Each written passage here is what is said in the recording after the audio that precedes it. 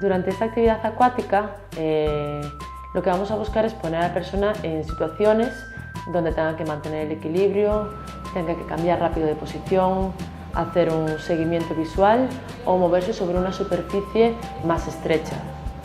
Por ejemplo, en este ejercicio la persona tiene que darle a la pelota dependiendo del lugar al que vaya dirigida, y también va a tener que pasar la pelota a una persona que se va moviendo por la piscina y recibirla siempre con ambos brazos y pasarla igualmente sobre una superficie muy estrecha, lo que le va a dificultar la actividad y va a permitir que trabaje el equilibrio.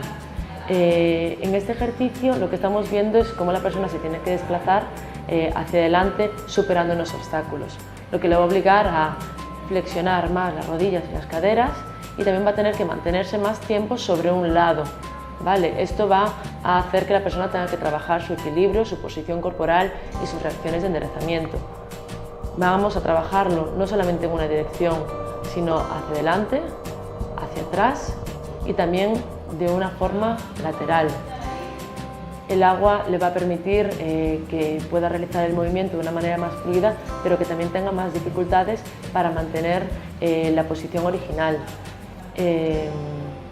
Saltar hacia atrás, saltar hacia adelante, con pies separados, con pies juntos, son todos ejercicios que va a beneficiar a la hora de mejorar su marcha y su movilidad. Como en todo, siempre vamos a buscar que la persona pueda hacer una actividad que sea motivante y divertida para lograr los objetivos.